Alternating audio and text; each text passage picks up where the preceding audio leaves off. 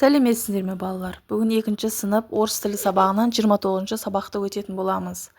Келесі сабақтардан қалып кетпес үшін менің арнама тіркеліп қойды, ұмытпаңдар.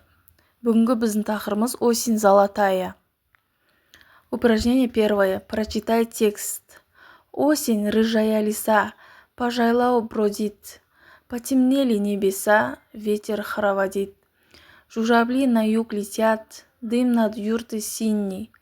Листья желтые кружат на травинках иней. Упражнение второе. Ответь на вопросы и выполни задания. С кем автор сравнивает осень? Как ты думаешь, почему? С рыжей лисой. Как меняется погода осенью? Потемнеет небеса, дождь, ветер. Найди с помощью учителя значение слов иней, хороводит. Иней – тонкий снежный слой. Хороводит, дует ветер по кругу. Упражнение третье. Прочитай текст. Осень в лесу. Красиво в лесу осенью. Деревья надевают осенний наряд. Желтые, красные и коричневые листья устилают землю. Белки ищут орехи и прячут их в дупле. Ежик нашел гриб и понес его в норку. Птицы уже улетели на юг.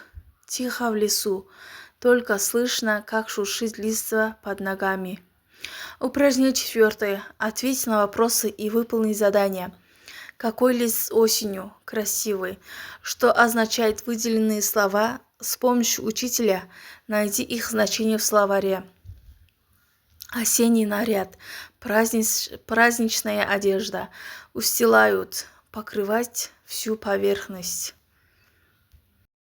Упражнение пятое. Поучаствуй в речевой ситуации с соседом по парте на тему приметы осени.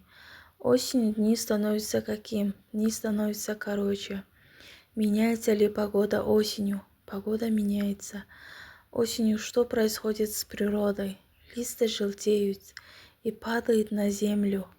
Осенью люди что делают? Люди собирают урожай и готовятся к зиме. Сонымен бүгінгі сабағымыз бітті. Сау болыңдар.